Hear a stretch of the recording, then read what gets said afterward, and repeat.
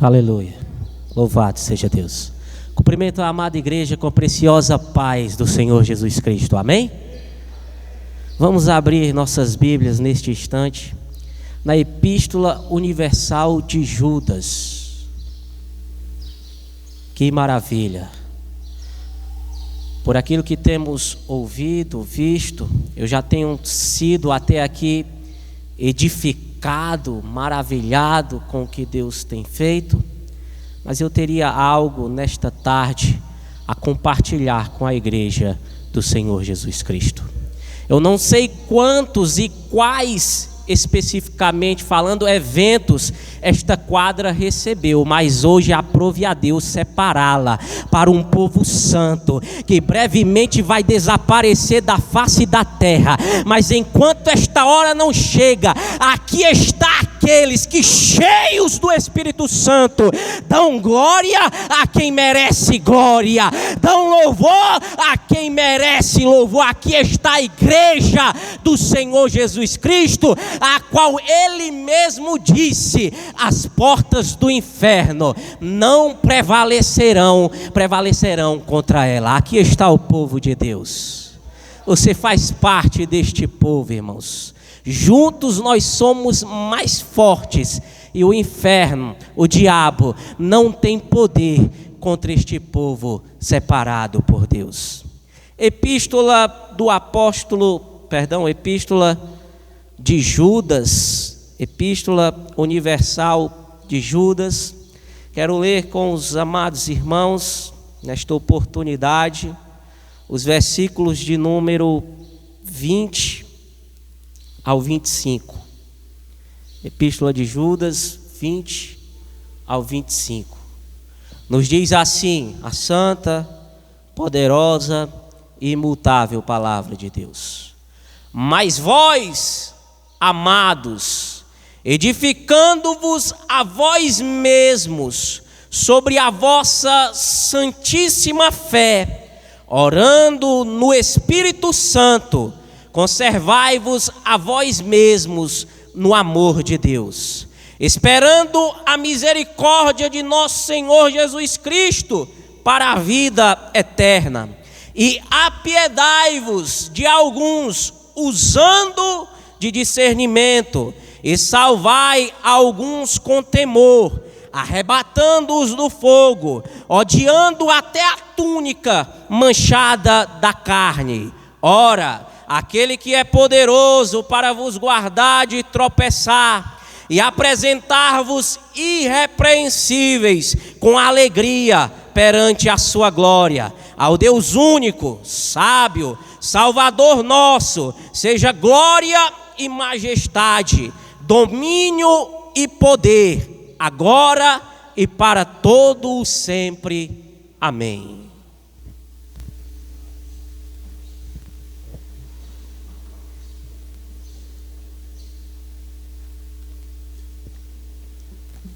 Aleluia. Louvado seja Deus. É a partir destes versículos, ou do conteúdo destes versículos, eu gostaria de fazer uma breve análise. A Epístola de Judas, embora ela seja curta em palavras, breve no que diz respeito ao que está escrito, há nesta epístola uma grande profundidade teológica. Nós vemos aqui o posicionamento firme, vigilante, uma preocupação espiritual com a saúde da comunidade de fé, características que, diga-se de passagem, deve haver em um líder espiritual. Nós vemos aqui características de um líder eclesial, a qual demonstra essa preocupação com a saúde espiritual da igreja, este posicionamento firme, uma conduta vigilante. Judas diz aqui, fala acerca do perigo que vai se aproximando de forma sorrateira, do perigo eminente que está cercando a igreja, a comunidade dos salvos. E no início, em seu prefácio, saudação, ele identifica-se como servo do Senhor Jesus Cristo, irmão de Tiago, diferenciando-se daquele que foi inicialmente separado como um dos 12. Portanto, chegamos à conclusão que Judas aqui não é Judas chamado Iscariotes, nem nenhum dos outros mencionados na Bíblia Sagrada, mas aquele a qual em carne era irmão de Jesus, muito embora se esquive de certa maneira desta qualidade, desta característica, mas afirma ser um servo do Senhor Jesus Cristo. Judas, nós vemos nesta epístola, que inicialmente o seu objetivo era outro. No versículo 3, por exemplo, nós temos a informação quando ele diz: amados, procurando eu escrever-vos com toda a diligência acerca da salvação comum, tive por necessidade escrever-vos e exortar-vos a batalhar pela fé que uma vez foi entregue aos santos. Note que inicialmente o objetivo de Judas, ao escrever esta epístola, a escrever esta carta, o objetivo inicial era tratar de questões soteriológicas. Talvez aí tivéssemos mais base para resolver algumas oposições, algumas complicações feitas pelo homem no que diz respeito a este assunto. Mas diante do perigo eminente, a carta torna-se uma carta apologética. O posicionamento de Judas é em defender e exercitar nos que servem a Jesus esta mesma preocupação e posicionamento, a batalhar pela fé que uma vez por todas foi dada, a exortar-vos. Em outras palavras, a preocupação dele era encorajar os crentes a batalhar que uma vez foi entregue aos santos. Há uma fé que foi nos entregue, há uma fé que está diante de nós, meus amados, e a vontade de Deus é que nós venhamos batalhar e pelejar, é que a vontade de Deus para a igreja, é que a igreja faça uso desta fé, e que o mundo veja a diferença do que serve a Deus e do que não serve. Portanto, a estrutura da epístola se divide basicamente nesta estrutura, nestas características: prefácio, saudação, onde o escritor induz aos leitores e os participantes daquela comunidade na época, mas rompendo os limites geográficos, limites de tempo, a batalhar, a uma exortação, a um encorajamento, seguido de algumas características que mostram circunstâncias ameaçadoras para a igreja. Já naquela época, já naquele tempo, a igreja de Cristo, fundamentada sobre a doutrina dos apóstolos, guiada ali, estabelecida com todo o padrão divino, sofria ameaças, havia perigos eminentes. O escritor desta carta também mostra em sua estrutura, em decorrência daquilo que ele escreve, exemplos de punição pela desobediência. Inclusive menciona acerca de algo que nós não encontramos em nenhum outro lugar da Bíblia Sagrada. Algo muitas das vezes visto de forma polemizada. Há um assunto polêmico quanto a isso.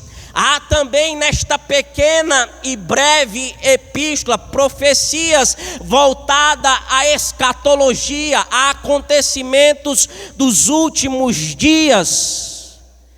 Mas o conteúdo desta epístola é um forte apelo apelo à igreja a permanecer firme, a fazer uso da fé, a saber identificar as ameaças e os perigos, mas a ficar firme naquele que o chamou.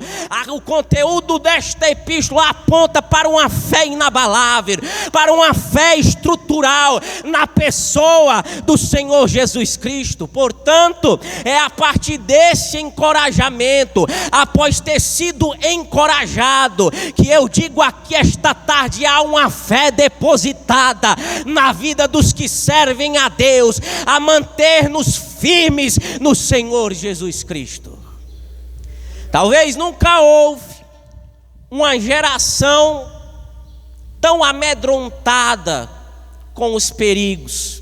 Talvez nunca houve, por assim alguns dizer, uma geração tão fraca espiritualmente, tão raquítica no que diz respeito à sustentação e convicção da fé.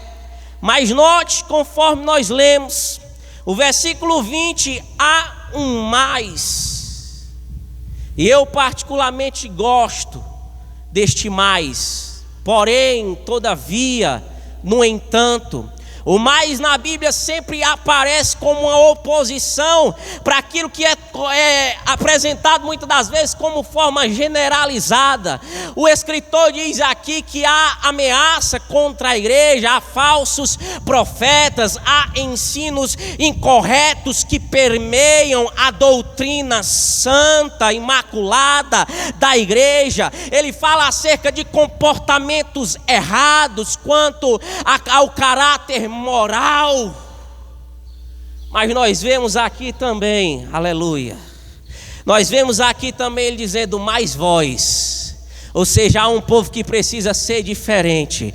Quanto a vocês, firmem-se na fé e posicionem de forma diferente, ao contrário disso que se está vendo, ao contrário disso que está sendo manifestado. Vós, amados, edificando-vos a vós mesmos sobre a vossa santíssima fé, orando no Espírito Santo. Onde estão os crentes que ainda têm o ato de orar com o Espírito Santo, utilizando-se da santíssima fé, e a partir desse posicionamento, dessa conduta, ele vai edificando uns aos outros, ele vai edificando e sendo edificado. Só quem faz uso da santíssima fé tem a oportunidade de edificar e de ser edificado. É para isso que foi chamada a igreja do Senhor Jesus Cristo, a união de pessoas diferentes, muitas das vezes com opiniões diferentes, mas centralizadas na pessoa do Senhor Jesus Cristo. E aonde tem um grupo de crentes, seja grande ou seja pequeno, aonde faz uso ali da autoridade do nome que há no Senhor Jesus Cristo, ali há edificação. E esta a orientação, o cuidado, a qual o escritor nos encoraja a exortar-vos uns aos outros, edificando-vos a vós mesmos, uns edificando os outros, e a edificação sendo ali declarada, manifestada mutuamente. Segue dizendo: conservai-vos a vós mesmos no amor de Deus, esperando a misericórdia do nosso Senhor Jesus Cristo para a vida eterna. É a partir disto já apresentado que eu coloco aqui algumas situações e realidades contemporâneas de algo que tem acontecido. Note que há aqui no escrito de Judas uma harmonia com aquilo que escreveram os apóstolos. Note que há aqui uma harmonia, algo bem sincronizado com aquilo a qual foi escrito por aqueles que eram os responsáveis por fundamentar a doutrina de Cristo. E ele diz, obviamente, direcionado pelo Espírito Santo, o mesmo Espírito que tomou Paulo para escrever as suas epístolas, o mesmo Espírito que tomou Pedro para escrever as suas epístolas, o mesmo Espírito que tomou a João para escrever as suas epístolas, é o mesmo Espírito que toma Judas para escrever dizendo: conservai-vos a vós mesmos no amor de Deus. E este mesmo Espírito é o Espírito que paira sobre esta igreja.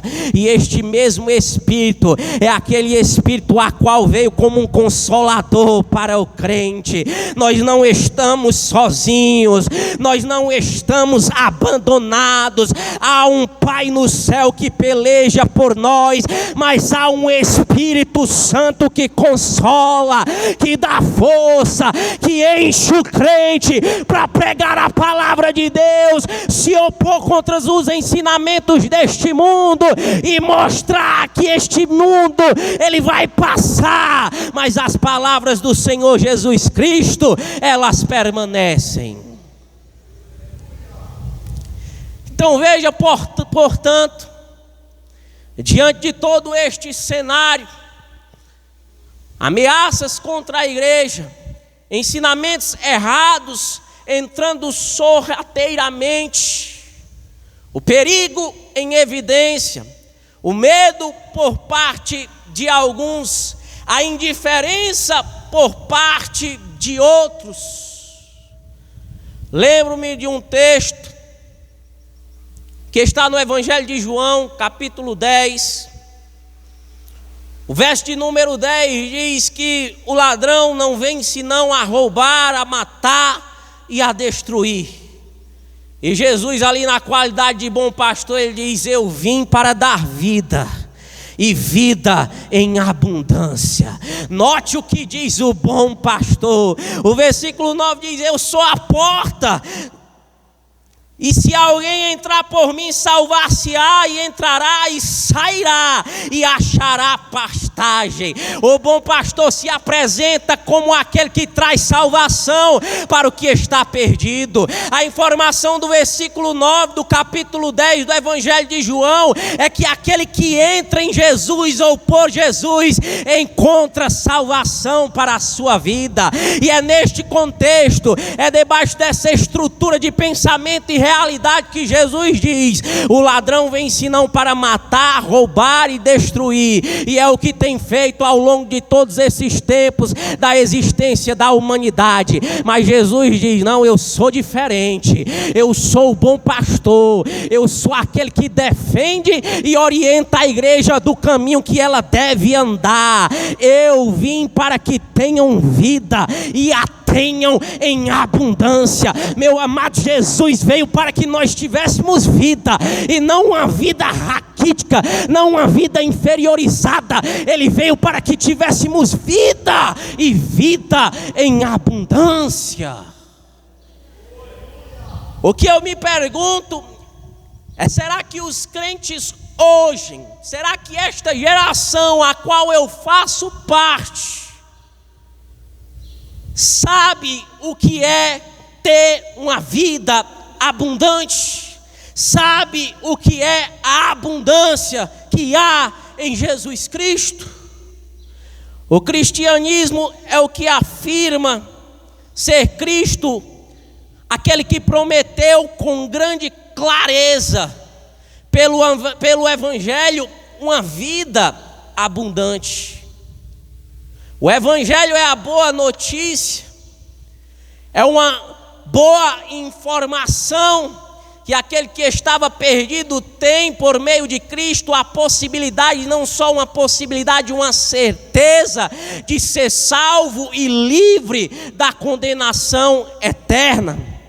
Mas note, se de fato é esta a verdade, se de fato o cristianismo é o que afirma ser, se de fato o cristianismo tem a veracidade que tem, por que existe tanta apatia, tanta frieza, tanta incredulidade, tanta desmotivação no meio daqueles que afirmam seguir a Jesus? Me ajudem a responder este questionamento. Por que será que em meio à igreja que aponta para um evangelho cristocêntrico, que deposita a confiança em Cristo Jesus, por que será que no meio destas pessoas que seguem a Jesus há tanta apatia, tanta fraqueza, tanta desmotivação? Aonde nós estamos errando? Aonde estamos falhando? Perceba que Jesus afirma que salvará todos os que passarem pela porta, que é Ele é a porta. E Ele afirma dizendo que aquele que passar por Ele encontrará salvação, encontrará pastagem. E logo em seguida afirma que veio para que as ovelhas tenham vida abundante. Portanto, isso me faz pensar e chegar ao entendimento de que aquele que é salvo, aquele que experimenta a salvação, ele não pode se conformar em viver uma vida que não seja abundante. Ora, se Jesus veio para salvar, dizendo que aquele que entra por ele, sendo a porta, encontrará passagem, e logo em seguida ele diz a estes que encontram passagem, sendo as suas ovelhas, que ali nele terão vida abundante, terão abundância na pessoa do Senhor Jesus Cristo. Então, se alguém diz que é salvo, que experimentou a salvação, que encontrou pastagem e não tem vivido abundantemente, alguma coisa está errado. Então, nós entendemos que à luz do Evangelho é errada a crença, a ideologia, a tradição psicológica, o comportamento mental, toda ideia que nos é apresentada pela religião paganizada, pela religião moderna, que diz que a vida abundante se trata de bens materiais, de riquezas, de qualidade de vida, prosperidade de saúde, ausência de problemas. Há um erro em pensar desta maneira, há um equívoco da parte daqueles que propagam essa ideia que vida abundante é ter qualidade de vida, é estar livre dos problemas, é ter boas condições materiais, é ter dinheiro, é ter bens, é ter riqueza. Não, Jesus não tinha isso em mente quando pregava esta mensagem. Ele chamou esta vida abundante de outros nomes ao longo das Escrituras. Vida abundante é ter vida eterna em Jesus Cristo. Vida abundante é saber o que foi que experimentou a partir da salvação. Vida abundante a qual Jesus fala não é algo que se limita às coisas desta terra. A vida abundante a qual Jesus falava não é algo que se limita ao cenário humano, não é algo que se limita a algo horizontal, mas a algo vertical. Quem tem vida abundante é porque sabe que passando as coisas desta vida terá um tesouro guardado no céu, aonde o ladrão não mina, aonde a traça não corrói, aonde a eternidade nos esperará, para que possamos experimentar toda a abundância plena em Jesus Cristo. Mas será mesmo que Jesus referia-se só apenas a algo futuro, a algo eterno, a algo que experimentaríamos ou iremos experimentar somente quando nos libertarmos deste corpo corruptível Eu gostaria de dizer aqui esta tarde que a vida abundante para o crente ainda nesta vida, a vida abundante para os que servem ao Senhor aqui nesta terra, lá na eternidade as coisas melhoram, é maravilha demais que não dá nem para contar, mas eu quero experimentar aqui na terra, eu quero estar sendo preparado aqui, em meio a homens pecadores, aquilo que Deus prometeu, aquilo que é real, aquilo que não é uma utopia, aquilo que não é apenas uma lembrança, mas aquilo a qual a Bíblia me dá convicção, que o crente tem vida abundância, que o crente tem vida abundante para usufruir com Jesus aqui na terra. Eu lhes dou a vida eterna, disse Jesus nesse contexto. Jamais perecerão e ninguém as arrebatará da minha mão. Note a segurança que há da ovelha diante daquele que é o bom pastor. Ele diz: eu conheço as minhas ovelhas, elas ouvem a minha voz. A ovelha conhece a voz do seu bom pastor, ela sabe aonde ela sente-se segura, ela sabe aonde, mesmo diante das ameaças, haverá ali uma repreensão, haverá ali em contrapartida um ataque no sentido de defesa. E Jesus disse: eu lhes dou a vida eterna. A vida eterna dura eternamente. Tem gente dizendo que a vida eterna que Jesus dá é temporária, que a vida eterna a qual Jesus dá pode ser perdida nesta vida, que deve haver uma vigilância no sentido de não perder a salvação, mas Jesus diz: eu lhes dou a vida eterna. E desde onde eu saiba, na questão gramatical e estrutural, vida eterna aponta para a eternidade. Quanto tempo dura a eternidade? A vida toda. Não é algo incontável, não é algo limitado ao tempo. E Jesus diz: eu lhes dou a vida eterna, jamais, nunca perecerão, e ninguém as arrebatará da minha mão. Nem um político militante, ninguém. Nem o secretário do diabo, ninguém. Nem o próprio diabo, ninguém as arrebatará da minha mão, disse Jesus. Se você está no colo de Jesus, se você sente a presença do bom pastor, você precisa ter convicção de que nada nesta vida e nem ninguém pode te tirar da presença do Senhor. Embora seja necessário uma maturidade espiritual, uma convicção forte acerca disso, a informação que a Bíblia nos dá é que ninguém pode arrebatar uma ovelha que foi resgatada por Cristo. Ele coloca debaixo do braço e diz: essa daqui é minha e ninguém toma. Pode vir um leão, um urso, mas eu estou aqui com o meu cajado. Eu sou pastor de ovelha e eu vou defender o meu rebanho. Deste modo, definimos que a vida abundante que Jesus tratava, que Jesus mencionava, trata-se da obra de Deus em favor do seu povo,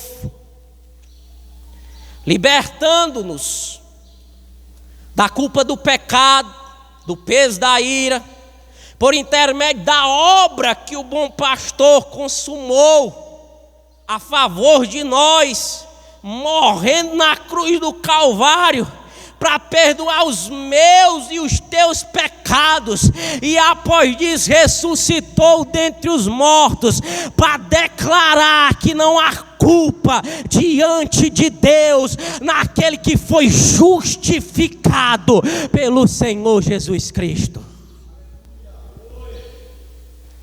De que adianta não comer carne na sexta-feira e continuar pecando no sábado, no domingo, na segunda, distante de Deus e rejeitando a obra que Jesus fez na cruz do Calvário?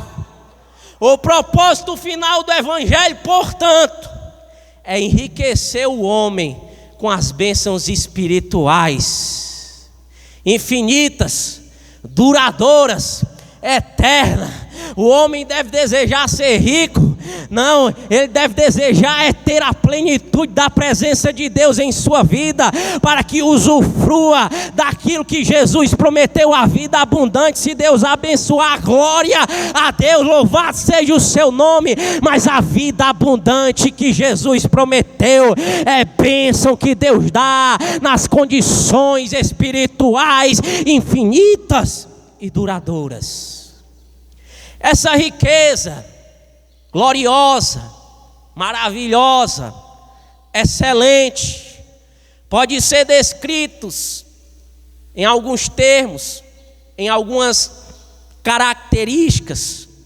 O Deus triuno, o Deus da Bíblia, através da vida abundante, Ele nos promete perdoar os nossos pecados através da cruz do Calvário. Ele promete nos justificar o homem na presença de Deus, o justo juiz, redimir o homem da escravidão, do pecado e do diabo.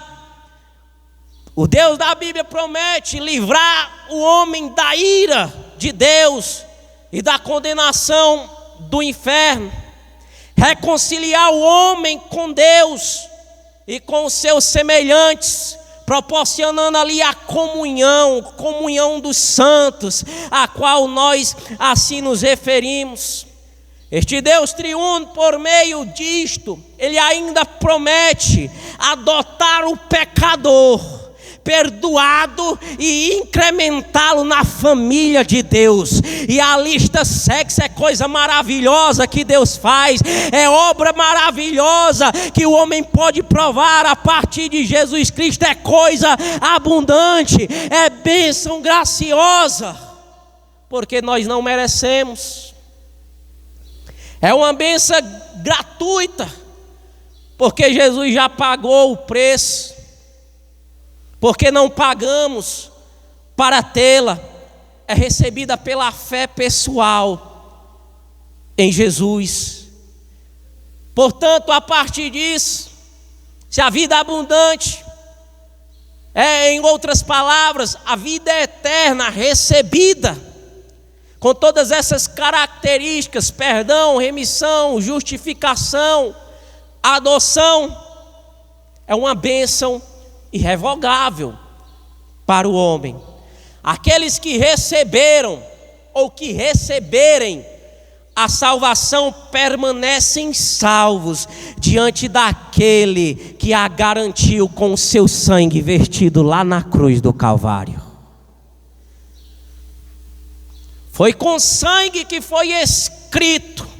Jesus na cruz do Calvário disse: está consumado. A dívida foi paga, a cédula de condenação foi rasgada.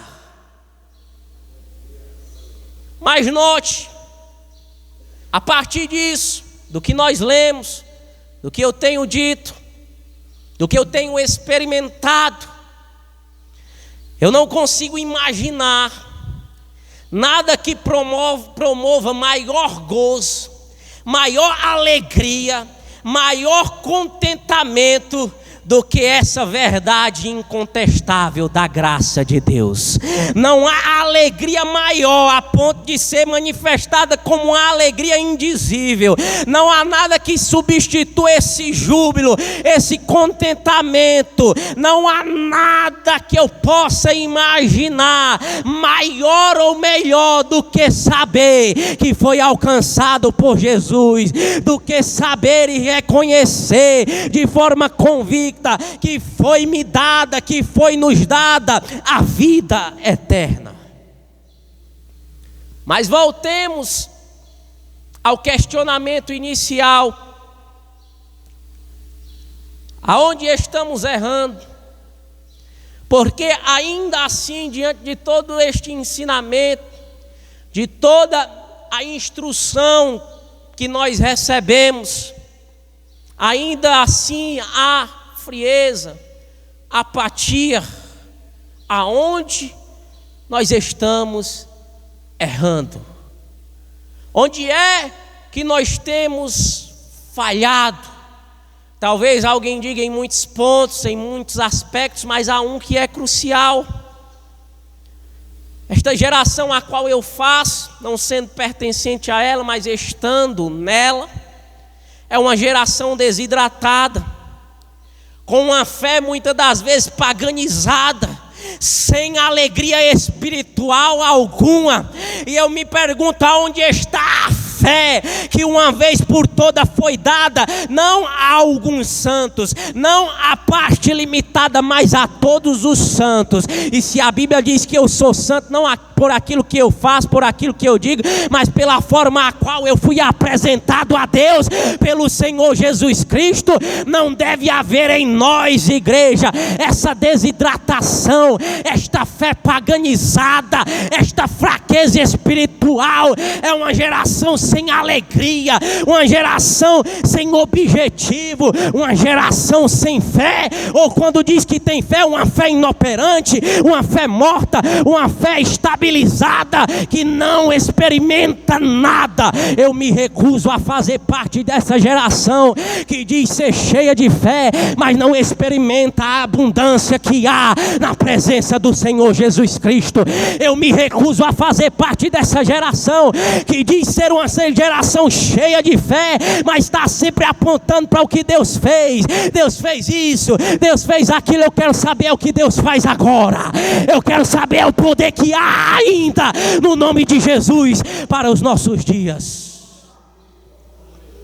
É uma geração sem alegria, sem entusiasmo.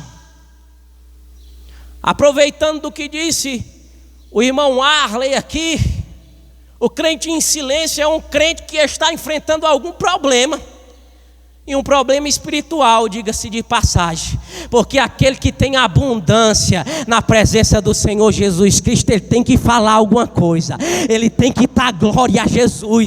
Mas é a geração do smartphone, vai para o culto e se coloca no modo silencioso. É a geração tecnológica, a qual você olha por irmão e vê a igreja ascendendo em adoração a Deus, e o irmão está só no modo vibratório, ele fica assim, ele faz alguma coisa. Meu amado, o crente que experimentou a salvação, o crente que sente a presença do Senhor Jesus Cristo, ele abre a boca, não para se exibir, não para ganhar notoriedade, mas para dizer: obrigado, Jesus.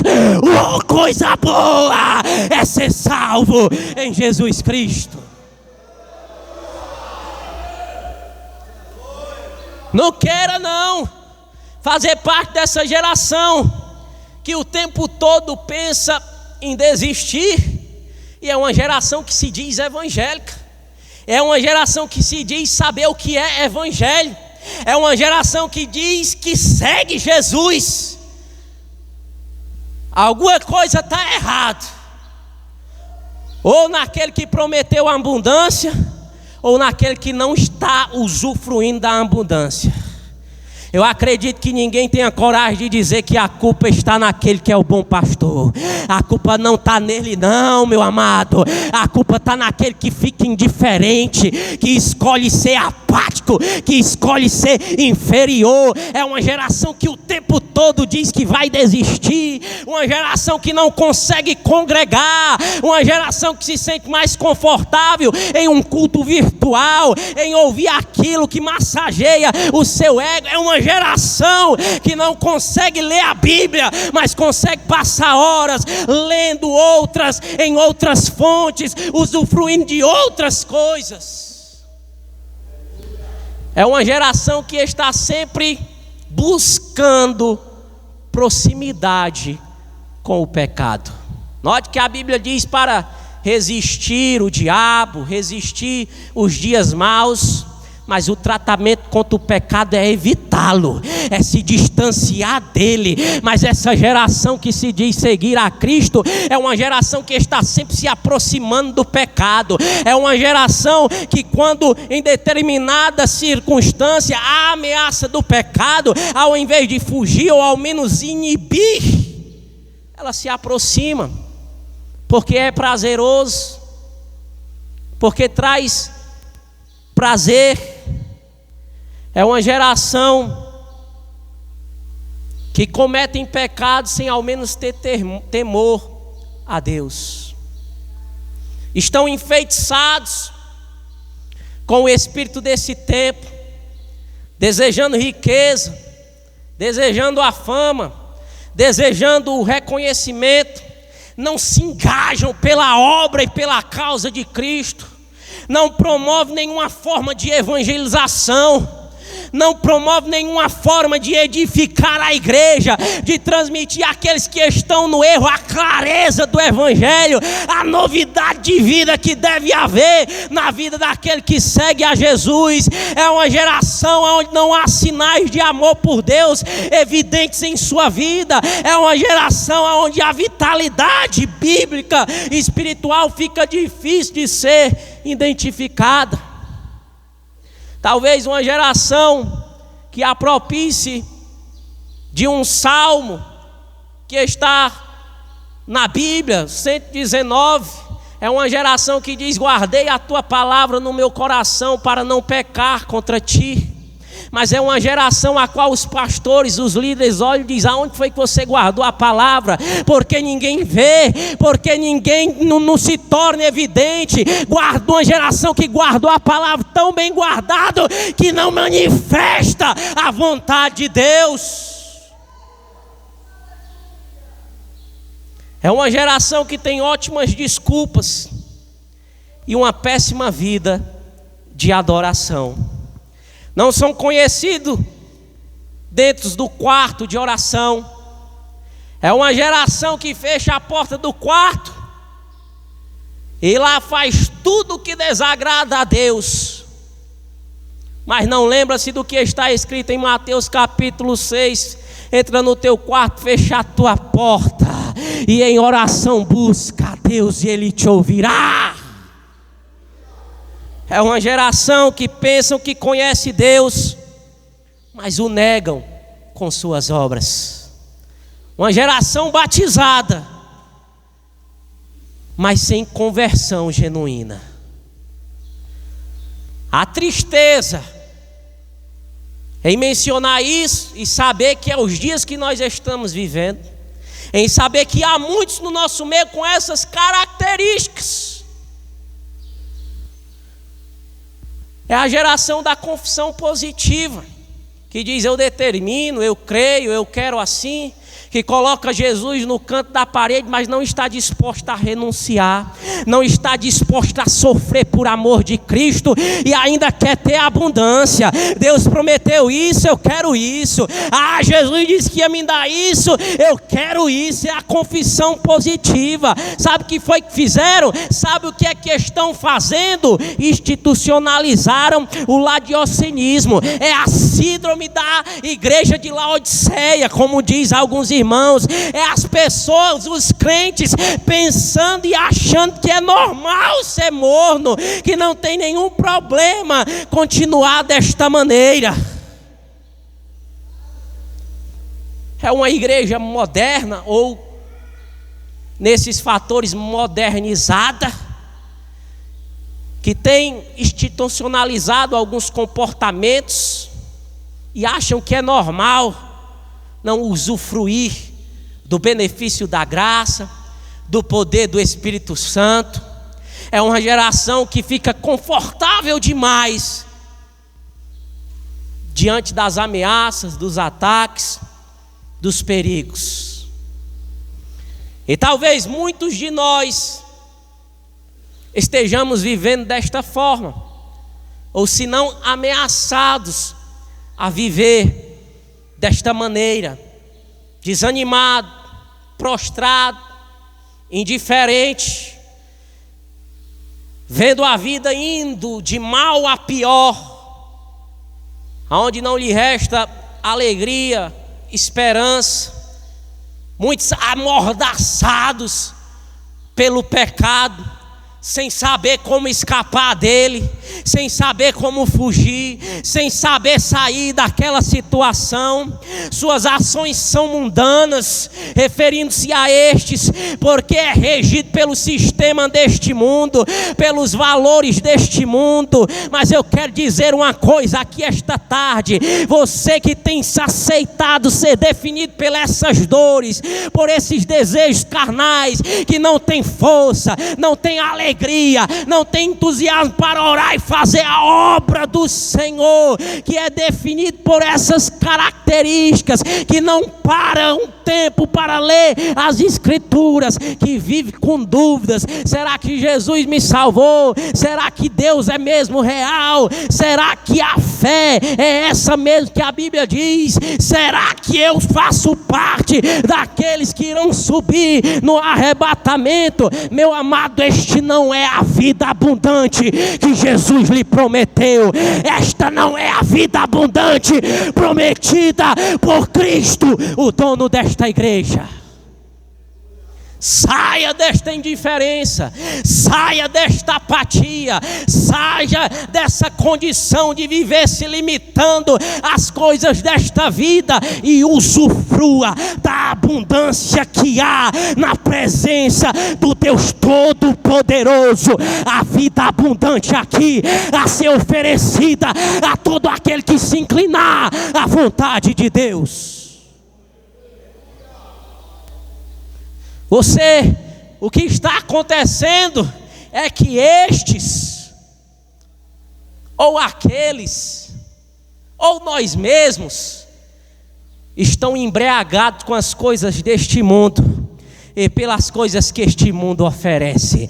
Mas a partir do momento que Jesus entrar na história, que o crente olhar para a cruz e dizer: lá está a minha salvação, em Cristo eu tenho abundância. Se o crente olhar para Cristo, qualquer um que for nesta tarde, dizer: é mesmo, eu tenho abundância em Cristo Jesus, pois eu estou perdendo tempo, eu quero viver desta forma, eu quero trabalhar para o meu Senhor, eu quero ser cheio, eu quero usufruir, eu quero contar testemunho, eu quero manifestar a glória de Deus. Quando o homem não adora a Deus e não o reconhece como único e suficiente Salvador, ele tentará preencher o vazio do seu coração de outras formas. Note que aqui há um teor evangelístico.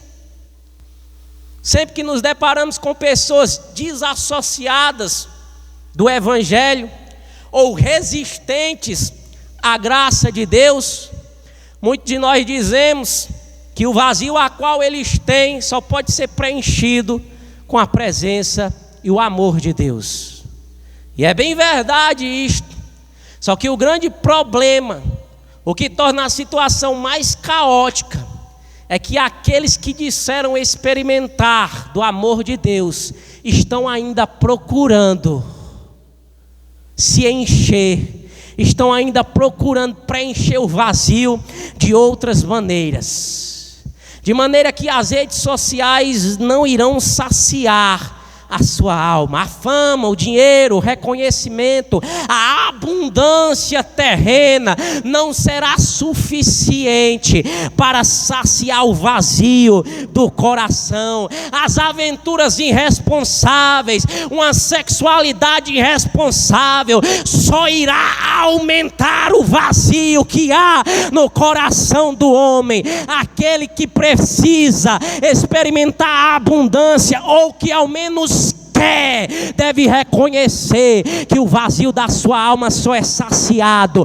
pela presença gloriosa do Senhor Jesus Cristo. Se você se encontra ainda vazio, indiferente, nessa condição muitas das vezes inferiorizada, nessa letargia espiritual, eu queria dizer uma coisa: a sua alma tem sede, a sua alma está com sede, e você precisa sair daqui saciado.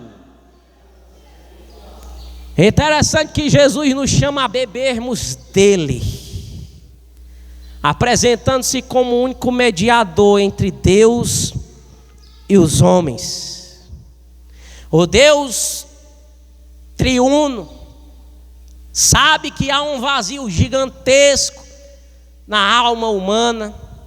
O homem tem sede por graça, sede pela verdade, muito embora o vazio interior que a humanidade possui ou carrega é resultado de uma indisposição com Deus. A culpa recorrente que alguns sentem, o abatimento importuno, a falta de alegria, de envolvimento na comunidade, na comunhão dos santos, a falta de disposição, de sintonia, de engajamento, são sintomas que indicam que a alma está em sintonia não está em sintonia com aquele que o criou. Toda vez que o crente tenta preencher um vazio que ele sabe que só Jesus pode preencher, ele não está em sintonia real com aquele que o criou e o salvou. No Evangelho de João ainda, Jesus fez um dos convites mais impactantes, mais extraordinários do seu ministério.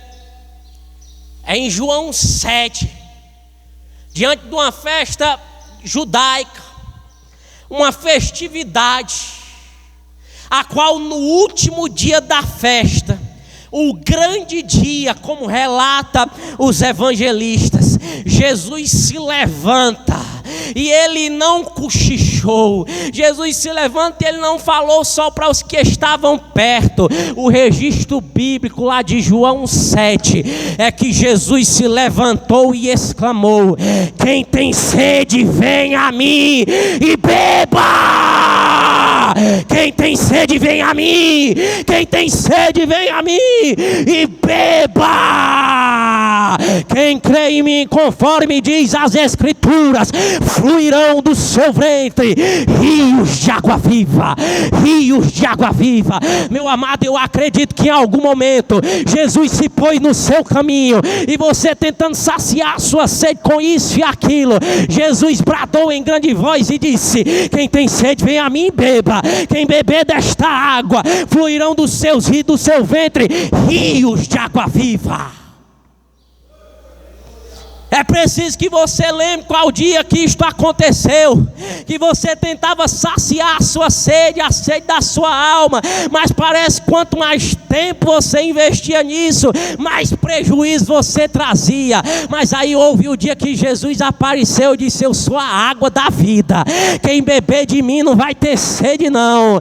Quem beber de mim, ao invés de ficar seco, apático, vai ter abundância, vai ter alegria, vai ter manifestação da minha glória, vai ter vontade de dizer para outras pessoas que bebeu de uma água que não é encontrada em qualquer cisterna, que bebeu de uma água que não é de qualquer fonte suja, misturada, mas de uma fonte que jorra para a eternidade. E note que não foi a primeira vez que Jesus prometeu saciar a sede das pessoas. Ele se encontra com uma mulher samaritana e o mestre promete-lhe uma água que saciaria a sua sede para sempre. Jesus afirmou: quem beber desta água tornará a ter sede, apontando para aquele líquido que era tirado ali da cacimba de Abraão. Mas aí Jesus diz: essa água aí, se tu beber, tu vai tornar a ter sede, ou qualquer um que beber dela. E aí Jesus olha para aquela mulher, imagino eu, e com aquele rosto sereno, aquele olhar meio, diz: se tu beber da água que eu der, nunca jamais tu terás sede. A mulher fica inclinada e persuadida por aquilo que Jesus diz, e ela diz: eu quero desta água. Aonde tem desta água? Era o convite de Jesus. Vai querer continuar bebendo desta água aí? Vai querer ficar se relacionando com um homem e com outro na intenção de satisfazer ou vai beber da água que eu der aqui, tendo uma experiência de salvação e provando da abundância que eu dou? A mulher disse: eu quero desta água, eu quero desta água, eu quero desta água. E ela não só bebeu, como foi compartilhar para os outros. Eu bebi de uma água que não é do poço, não é da cacimba, não é da cisterna, mas quem me deu foi o mestre, quem me deu foi um grande profeta, quem me deu foi Jesus. E se vocês forem lá, tem água para vocês beber também. A fonte é inesgotável, a fonte não se acaba, tem para mim, tem para quem quiser. É Jesus, a fonte da vida. E aqueles homens foram lá, beberam da água também e disseram: ô mulher samaritana, já não é mais pelo que tu nos disseste, nós vimos, nós experimentamos, nós bebemos, e pense numa água boa. Agora eu olho para o céu e digo: glória a Jesus. Pense numa água boa. Agora eu não fico em dúvida, eu adoro no monte ou eu vou para Jerusalém. Agora onde quer que eu estiver, eu vou começar a glorificar a Jesus, eu vou começar a louvar o seu nome, porque Ele saciou a minha sede. Porque há nele a abundância.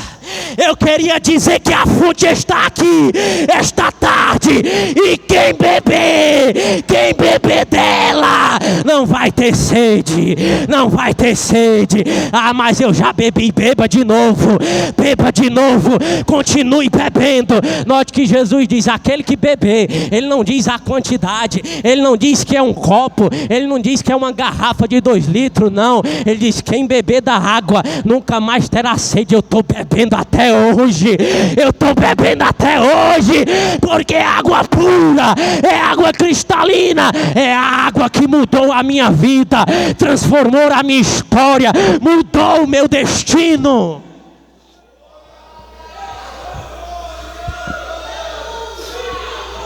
A fonte de água límpida aqui esta tarde. Aleluia.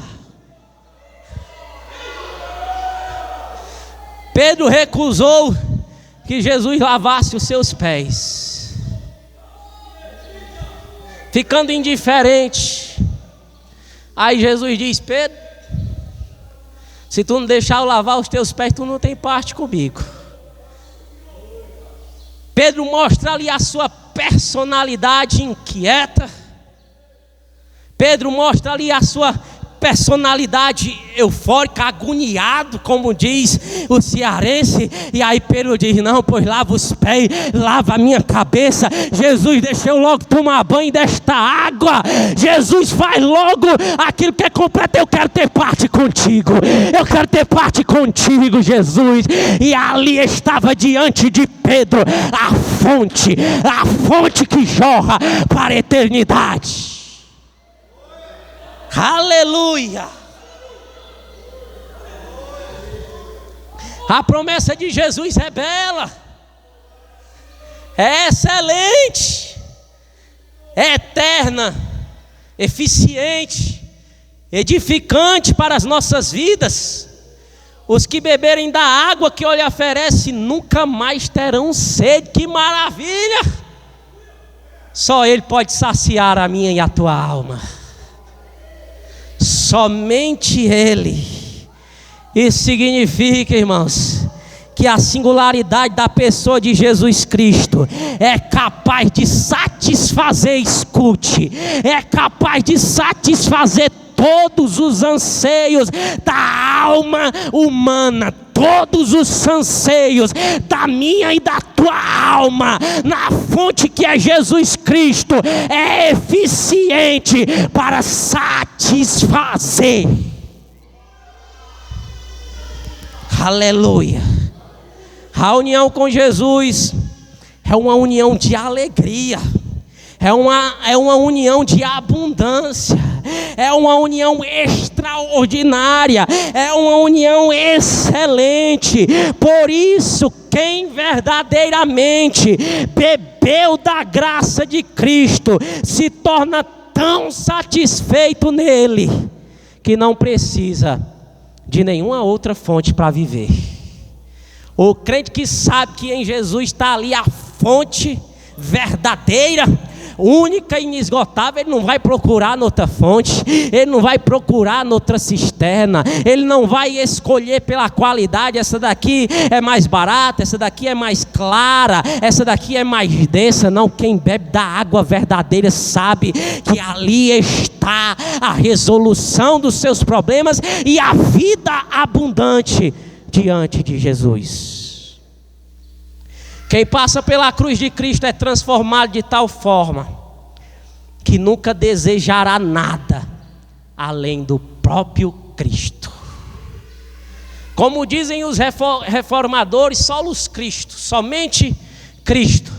E aqui eu lembro-me de um episódio em que eu era recém-convertido, em uma dessas reuniões de jovens. O irmão Herbert apareceu com uma camisa que estampava as 5 solas. Eu nunca compartilhei isto com ele. E ali, tudo para mim era uma novidade, tudo para mim era algo atraente, tudo para mim era algo digno de uma curiosidade no sentido de aprender. E eu via sola isso, sola aquilo, e eu perguntei a uma outra pessoa: o que é esse sola? Não, é solas Cristo, é as 5 solas da reforma. Reforma eu só tinha visto na época do ensino médio, de acordo com aquilo que é passado nas escolas. Eu confesso que eu não entendi muito bem, embora não haja tanta dificuldade, pelo menos nesses termos, de compreender o latim, mas quando eu vi sola, sola, sola, eu comecei a orar a Deus, diz: eu já sei para que foi que Jesus me chamou. Jesus me chamou para meter a sola no diabo. Tempos depois eu pude compreender que era só lhe deu glória, só a fé, só a Deus a glória, só a fé é suficiente, só a graça é suficiente. Meu amado, eu creio tudo nisso aí, em tudo isso aí, mas eu queria dizer que eu sou crente pentecostal, e pentecostal bíblico, porque eu me converti numa igreja bíblica que prova, que prega, que vive o poder do Espírito Santo. E desde este dia para cá eu venho pedindo força a Jesus. Jesus, me ajuda a meter a sola no diabo. Olha o que foi que ele fez comigo, olha o que ele tem feito com essa geração, olha o que ele tem feito com essa sociedade. Jesus, me dá graça, eu quero meter a sola no diabo.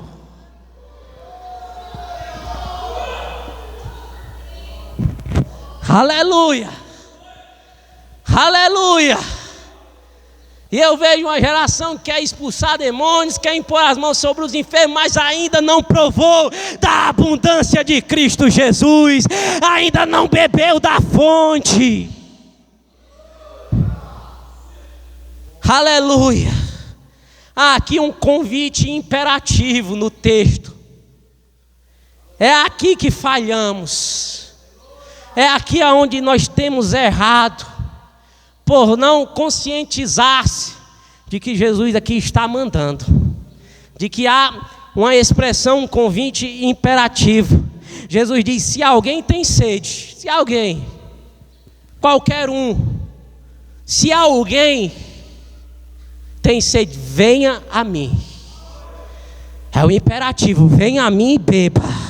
Venha a mim e beba. Perceba, é um convite permanente. Assim como eu preciso beber água diariamente para me manter saudável, hidratado, eu preciso diariamente me satisfazer com a pessoa do Senhor Jesus Cristo. Ele diz: venha a mim e beba. Ele não diz quanto deve beber e em que ocasiões beber. Ele diz: aquele que tem sede, venha a mim e beba. Venha a mim e beba. Se você está com sede hoje, beba da água que Ele te oferece hoje, e continue bebendo, e continue bebendo. Ó Jesus, me ofereceram ali outra água. Ó Jesus, me ofereceram um refrigerante com 2 cubinhos de gelo e até um limão. Não queira não, que é o dia. Beba da água que é da fonte da vida. Beba da água que Jesus te deu. Venha a mim e beba. Venha a mim e beba. Se alguém tem sede, Ele diz, é um reconhecimento de necessidade. Está com sede? Em dias quentes, dias de calor, na capital, na região metropolitana, há muitas pessoas que vivem, que têm o lucro da venda de água. O homem não consegue viver sem água. E o marketing ocasional para a situação é quem está com sede, beba água gelada. Mas o convite que Jesus faz é espiritual. Ele diz, tem alguém com sede aí?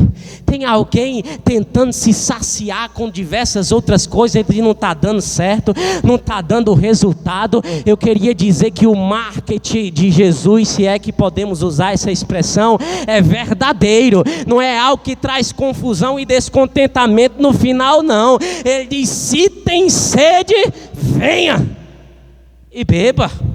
É um conhecimento, reconhecimento de necessidade.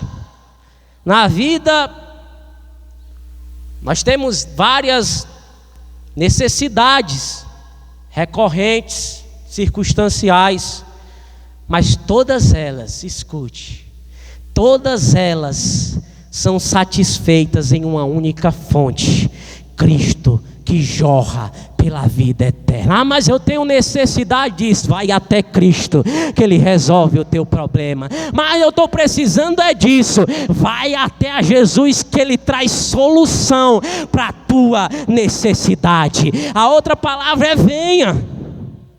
Fala de movimento, de vontade, de decisão. A fonte já veio a nós. Agora nós precisamos ir até ela. Tem gente que diz, eu tenho sede, eu quero crescer espiritualmente, eu quero ser um conhecedor da Bíblia Sagrada, eu quero ser apologeta, eu quero ser isso, eu quero ser aquilo, eu quero ser teólogo, mas não condiz com a realidade de vir à fonte. Jesus diz, venha. Aí o crente atual, moderno, olha para esse convite que infere movimento, fala de vontade e decisão, e diz, será que não dá para vir deixar não? Será que não dá para mandar pelo iFood não? Será que não dá para mandar pelo Uber Eats não? Dá não, tem que ir até a fonte. Tem que ir até a fonte. Só pode beber quem for até a fonte. E a fonte está aqui esta tarde.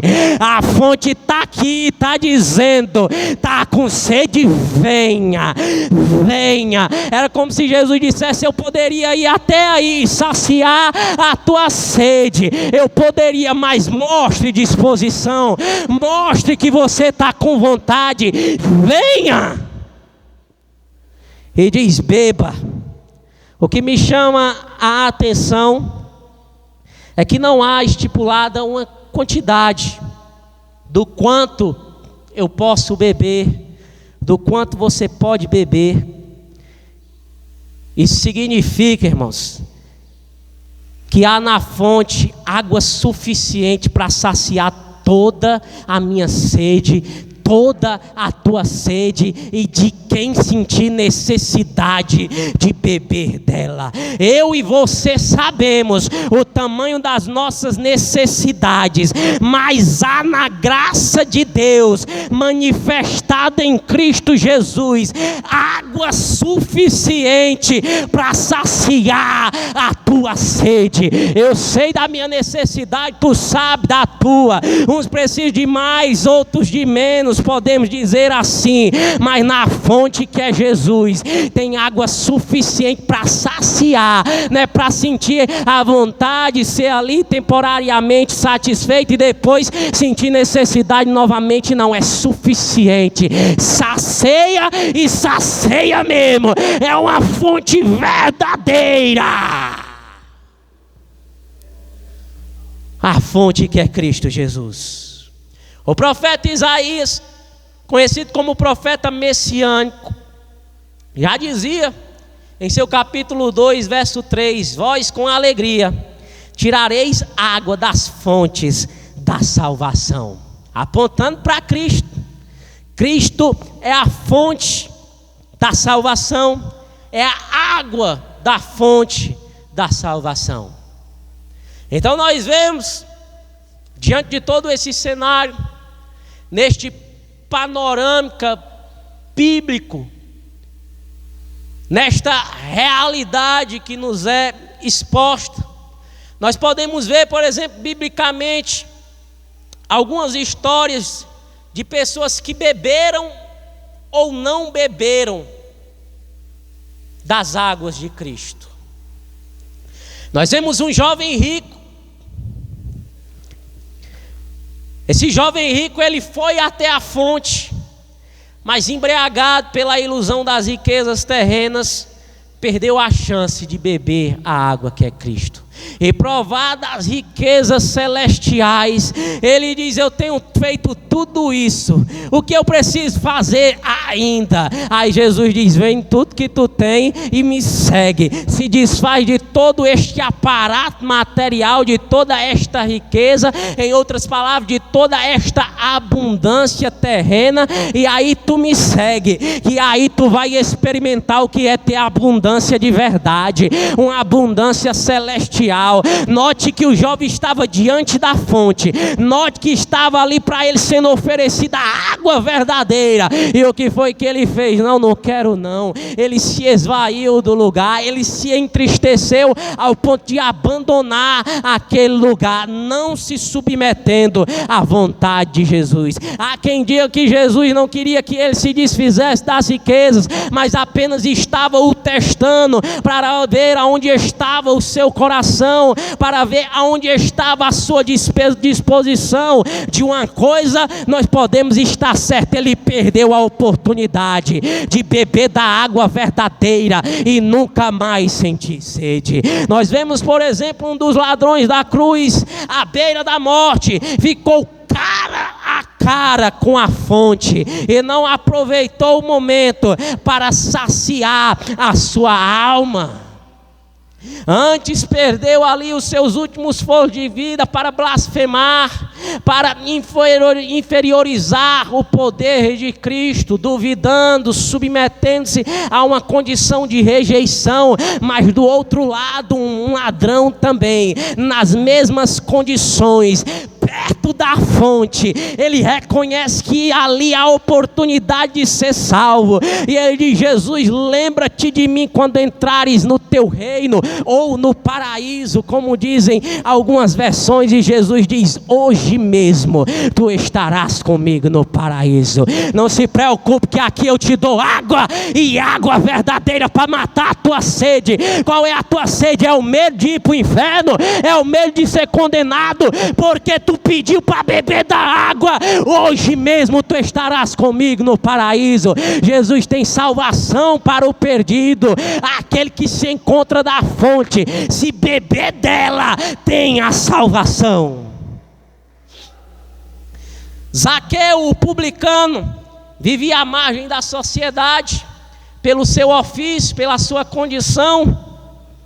Ele cobrava impostos do Império Romano, e ali pensava ou tentava saciar as suas necessidades com aquilo que lucrava, com aquilo que sobnegava das pessoas. Mas quando a fonte passou por perto de onde ele estava, ele enxergou a fonte e não só bebeu dela, mas levou a fonte para dentro da sua casa. E Jesus disse: Zaqueu, hoje a salvação entrou na tua casa. Zaqueu, hoje tu bebeu da água e hoje foi saciada as tuas necessidades. A água que Zaqueu bebeu naquele dia foi tão saborosa, foi tão suficiente para resolver os seus problemas e a sua condição, que ele foi falar da fonte para outras pessoas. Ele começou a devolver o que tinha tomado, ele começou a devolver o que tinha tirado das pessoas, e com um acréscimo ainda. Era como se ele dissesse: eu bebi da água, eu bebi da água, Jesus entrou na minha vida, eu tenho vida abundante. Só a graça de Cristo pode preencher o vazio da sua alma e dar vida abundante. A graça de Deus, a igreja de Jesus, é a comunidade daqueles que já receberam da vida abundante. Aquele que bebeu da água tem oportunidade de usufruir, de fazer aquilo que Judas nos orienta ou nos encoraja. Voltemos a Judas.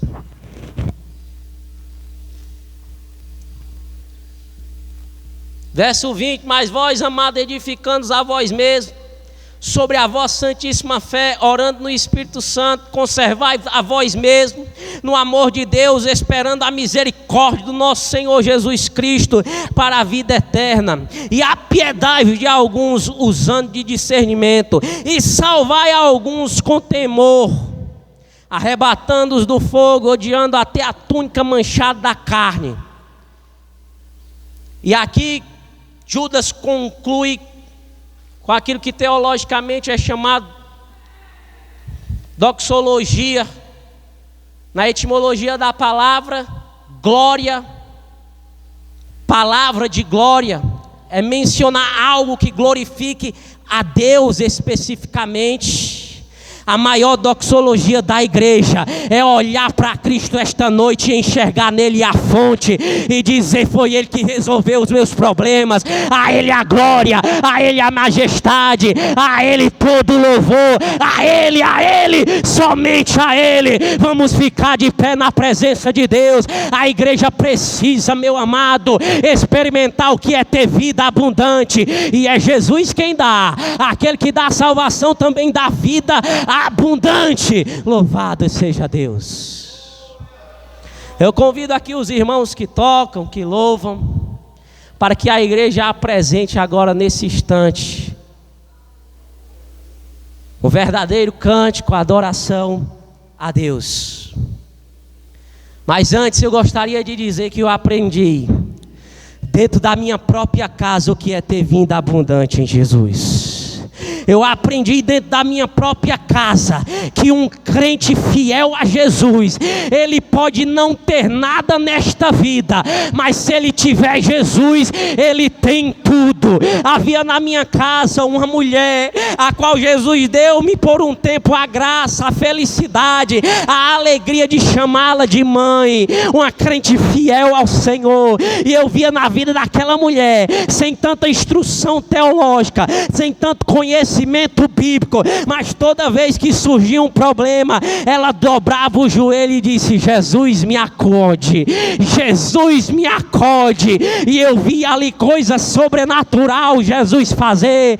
Eu vi Jesus dar provisão para o lar, eu vi Jesus sarar da enfermidade, eu vi Jesus convencer os contradizentes, eu vi vida abundante na vida daquela mulher. E há muitos outros irmãos no nosso meio, ao nosso redor, que testificam isso, a vida abundante em Jesus Cristo. Certa vez eu tinha por meio de 12 anos, e eu me lembro de algumas dificuldades, de algumas privações. E uma das situações a qual eu lembro é que o pouco recurso que entrava na minha casa é para como assim como as outras, para trazer o sustento, o alimento, as necessidades. E como eu disse, a minha mãe era uma crente fiel ao Senhor Jesus Cristo. Separou do Senhor e disse: aqui é o dízimo, aqui ninguém mexe. O resto, o que fizer, o que der para a gente fazer, eu faço. Aí eu tinha uma chinela que já tinha sido quebrada, como comumente é feito. Não havia mais possibilidade de colocar prego, arame, enfim, eu estava descalço. Aí o meu pai disse: está ali para testificar, aleluia, pega o dinheiro que está guardado lá e compra uma chinela. Aí ela disse: não, ali o dinheiro é do Senhor e ninguém mexe, foi Ele que deu e eu vou entregar, vou devolver para Ele. Nesse mesmo dia o gás acabou, e aí o meu pai foi lá e de novo disse: pega o dinheiro lá, acabou o gás. Ela disse: ali é de Deus, ali é do Senhor, ninguém mexe. Eu me lembro meu pai chamando a minha mãe e com ali um aspecto de preocupação. Eu ainda ali usufruindo da infância, sem ter tanto discernimento acerca das coisas. O meu pai disse: agora, o que é que nós vamos fazer? A minha mãe disse: nós vamos orar e Jesus vai resolver. Eu vou dobrar o meu joelho e quando eu levantar, Jesus vai ter a resposta. Aquela mulher com dificuldade física, de locomoção, mas com uma vida abundante em Jesus Cristo, dobrou o joelho e não demorou 5 minutos. Ela se levanta, coloca a sacola e aí o meu pai pergunta e diz: tu vai para onde? Vou buscar o dinheiro que Jesus mandou para eu comprar o gás. Era dia de feira, uma quarta-feira, 3 quilômetros de distância. Ela foi andando e conversando com o Senhor e orando no Espírito Santo, dizendo: eu vou fazendo um crochêzinho aqui, eu vou fazer um pano de prato e lá eu vou vender tudinho, porque Jesus vai abençoar. E ela começou a oferecer o pano de prato: quanto é? R$2, me dê um, me dê dois. Chegou na casa da irmã, a irmã disse: ô irmã Marlene, saudosa irmã Marlene, eu queria que a irmã fizesse um negócio de crochê para mim botar no centro da mesa. E ela disse: eu faço. E aí ela disse: quando é que eu posso pegar? Ela disse: agora mesmo, porque eu vou começar a fazer. Mas a senhora não vai para casa não, ajeitar o almoço? Não, lá está todo mundo despreocupado, não tinha gás para fazer o almoço. Não, deixa que o lado de casa Jesus guarda e Jesus sustenta. Ali na mesma hora ela fez, colocou o negócio sobre a mesa e disse: quanto é? É tanto. O valor exato de um bujão de gás na época. Ali Jesus supriu a necessidade. A minha mãe deu glória a Jesus. Mas quando ia saindo no portão, a mulher disse: ei irmã, venha cá, leve esse chinelo pro seu menino, que eu comprei pro meu, o meu não gostou, só quer coisa cara, só quer coisa de super-herói, leve lá pro seu. E a minha mãe chegou em casa com a chinela e com o bujão de gás, dizendo: Jesus resolve, Jesus resolve, Jesus resolve. Eu calcei a chinela deu certinho no meu pé, e ali eu entendi: Jesus sabe o tamanho, Jesus sabe o tamanho da prova, Jesus sabe o tamanho da dificuldade, mas Ele resolve. Vamos ter vida abundante em Jesus.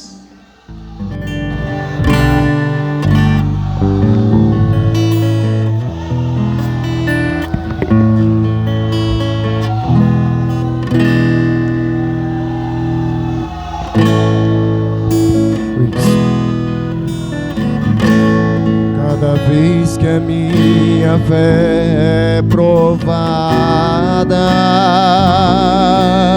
tu me dás a chance de crescer um pouco mais nas montanhas e vales, desertos e mares que atravesso me levam pra perto de ti. Minhas provações não são maiores que meu Deus e não vão me impedir de caminhar. Se diante de mim não se abrir o mar, Deus vai me fazer andar por sobre as águas, rompendo em fé. Minha vida se revestirá do seu poder, rompendo em fé. Com ousadia eu vou ver o sobrenatural. Vou lutar e vencer, vou plantar e colher. A cada dia eu vou viver rompendo em fé. Cada vez que a minha fé é provada. A igreja.